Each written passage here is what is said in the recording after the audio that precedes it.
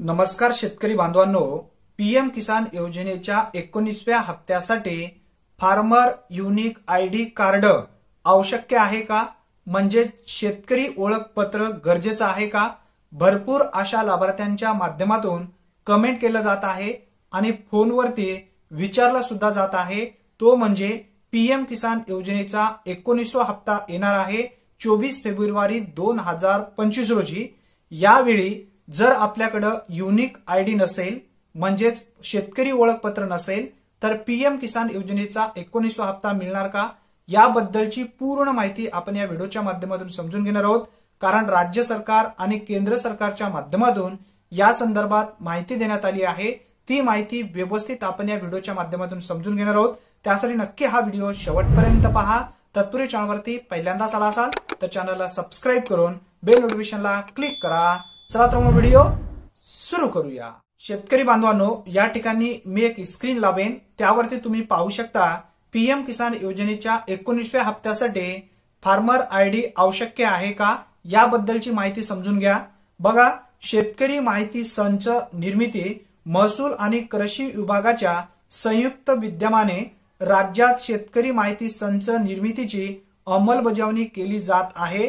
डिसेंबर 2024 महिन्यापासून पीएम किसान योजनेचा लाभ फक्त फार्मर आयडीच्या माध्यमातूनच शेतकऱ्यांना मिळू शकेल, असा स्पष्टपणे उल्लेख यामध्ये करण्यात आलेला आहे। पुढे माहिती समजून घ्या।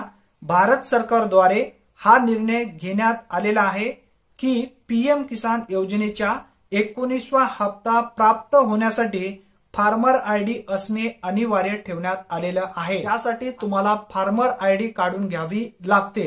आता ही फार्मर आयडी कोणत्या ठिकाणी तुम्हाला काढून मिळेल, यासाठी कोणकोणते डॉक्युमेंट लागतात, याबद्दलची माहिती सुद्धा आपण यापुढे समजून घेऊया। त्यासाठी नक्की हा व्हिडिओ शेवटपर्यंत पहा। आता दुसरी एक स्क्रीन या ठिकाणी मी लावलेली आहे, त्यावरती पाहू शकता तुम्ही कोणकोणते डॉक्युमेंट लागतात शेतकरी ओळखपत्र काढण्यासाठी।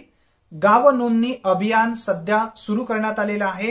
15 डिसेंबर पासून संपूर्ण राज्यभरात सध्या जी काही गाव नोंदणी अभियान सुरू आहे। नोंदणी करण्यासाठी आवश्यक कागदपत्रे जे आहेत कोणकोणते आहेत, याबद्दलची माहिती समजून घ्या। यामध्ये उपयुक्त जो आहे शेत जमिनीचे सर्वे नंबर तुमच्याकडे असणं आवश्यक आहे। खाते पुस्तिका तुमच्याकडे असणं गरजेचं आहे। 712-8 तुमच्याकडे असणं गरजेचं आहे। या व्यतिरिक्त अनिवार्य जे डॉक्युमेंट आहेत ते कोणकोणते आहेत हे समजून घ्या। आधार नोंदणी करत फोन नंबर तुमच्याकडे असणं गरजेचं आहे। यासोबत तुमच्याकडे आधार कार्ड असणं गरजेचं आहे।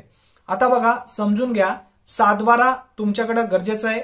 जर तुम्हाला शेतकरी ओळखपत्र काढायचं असेल तर 712 घेऊन त्याचबरोबर आधार कार्ड, मोबाईल नंबर, शेत जमिनीचा सर्वे क्रमांक म्हणजेच 8 घेऊन गेलं तरी चालेल।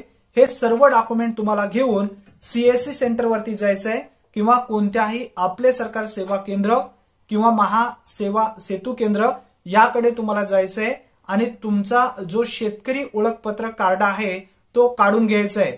आता 24 फेब्रुवारी 2025 रोजी पीएम किसान सन्मान निधी योजनेचा जो 19वा हप्ता आहे तो येणार आहे। तुमच्याकडे जवळपास 1 महिना आहे। यापूर्वी तात्काळ तुम्ही जो शेतकरी ओळखपत्र आहे तो काढून घेणं गरजेचं आहे।